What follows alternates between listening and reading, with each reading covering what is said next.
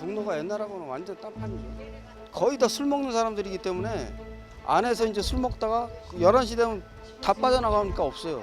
옛날에는 뭐 안테나 시업이라고 해서 브랜드 뭐 있는 회사들이 분해를 감수하고라도 들어왔는데 토요일 일요일 되면 사람이 없으니까 거리가 조금 낡았다? 올드한 느낌 때문에.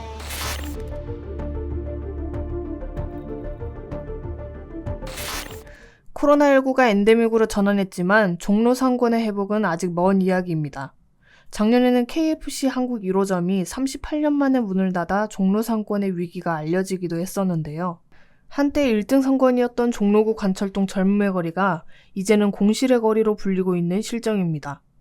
한국부동산원에 따르면 올해 1분기 기준 종로 상가 공실률은 중대형 상가가 9.5%, 소규모 상가가 9.7%입니다. 서울 평균 공실률인 8.6%, 6.3%보다 높은 수치입니다. 최근 들어 공실률이 많이 낮아졌다고 하지만 현장은 암담한 상황이었습니다. 종각역 4번 출입구를 나서자마자 건물이 통째로 비어있는 것을 볼 수 있습니다. 대로변 따라 몇 걸음 걷지 않아도 1층 상가 곳곳에 임대문의 딱지가 붙어있는 걸 확인할 수 있습니다.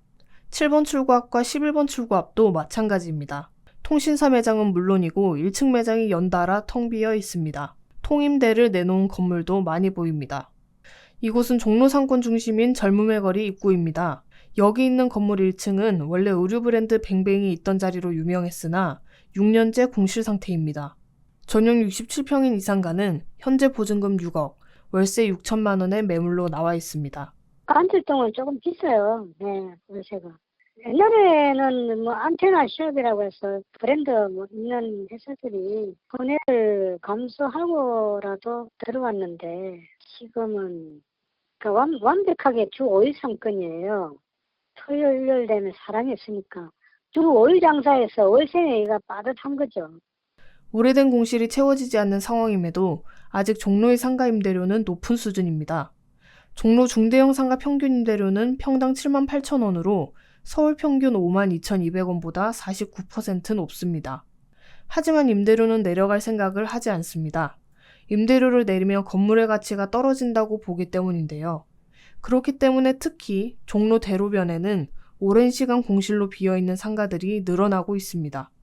종로 2가 사거리 터줏대감이었던 금강제와 건물은 규모를 축소해 다른 건물로 이전했습니다. 귀금속 매장이 있었던 매장도 텅 빈 상태입니다.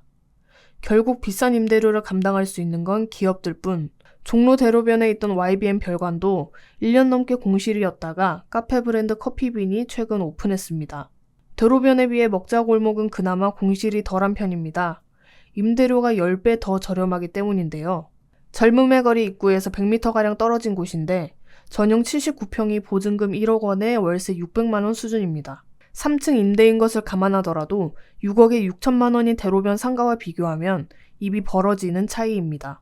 먹자골목은 점심시간이 되자 유동인구가 늘어난 모습이었습니다. 직장인들이 한 끼 식사를 해결하려 거리로 많이 나왔지만 반면에 술집이 많은 골목은 한산한 것을 볼 수 있습니다. 그래서 저녁 시간에 종로를 다시 찾았습니다. 점심때 한산했던 술집 골목은 사람들로 북적였는데요. 하지만 현장에서는 이런 모습으로 상권이 건재하다고 보기는 어렵다는 반응입니다. 젊음의 거리에서 매대를 운영하는 오영수 씨는 코로나 전과 비교해 반토막난 매출이 회복될 기미를 보이지 않는다고 전합니다. 상권이 활발하던 시절에는 거리의 매대도 90개가 넘었다고 하는데요. 현재는 10개도 채 운영이 안 된다고 합니다.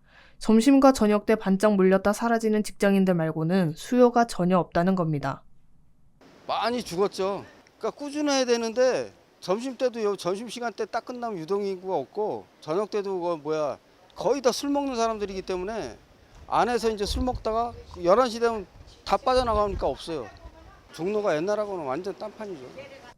원래 종로는 주변에 기업이 많고 인사동과 청계천도 가까워 직장인뿐 아니라 20대에서 30대, 외국인 관광객도 많이 찾던 곳이었습니다.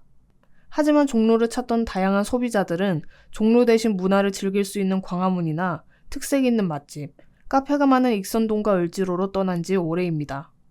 팝업스토어나 이런 저희 20대, 30대 층을 타겟으로 한 가게들이 좀 많이 생기는데 종로 쪽에는 별로 없어가지고 거리가 조금 낡았다? 올드한 느낌 때문에.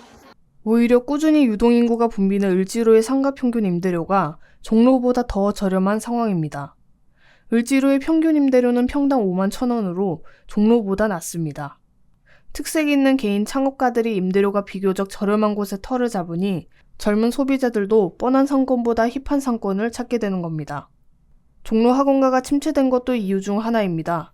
예전에는 자격증 획득이나 취업, 유학을 준비하는 수험생들로 이 일대가 북적였는데 지금은 그런 흔적을 찾기조차 힘듭니다. 코로나 사태 이후 오프라인 강의 규모를 크게 줄이면서 20대 학생들의 발걸음도 뚝 끊어졌습니다. 학생 수가 줄어든 탓인지 강남에 있는 학원과 통합해 운영한다는 안내문구도 등장했습니다. 현장에서는 공실폭탄을 맞은 종로의 상황이 예견된 일이었다고 말합니다. 코로나 사태 이전부터 종로 젊음의 거리는 한물 간 상권이었고 변화할 기미가 없으니 몰락할 수밖에 없다는 겁니다. 종로 상권은 오래된 건물이 대다수라 주차장이나 엘리베이터마저도 없는 곳이 많습니다. 결국 공실의 늪에서 벗어나 주변 상권에 맞서기 위해서는 특단의 조치가 필요해 보이는데요. 그러나 관철동은 종각역 사거리에서 유일하게 재개발이 안 되는 지역입니다. 서울시의 역사도심 기본계획에 따라 역사적 특성을 유지하고 보존해야 하는 특성관리지구로 지정되어 있기 때문입니다. 종로 상권은 익성동이나 을지로 인쇄골목처럼 특색을 살리는 방안이 필요할 것으로 보이는데요.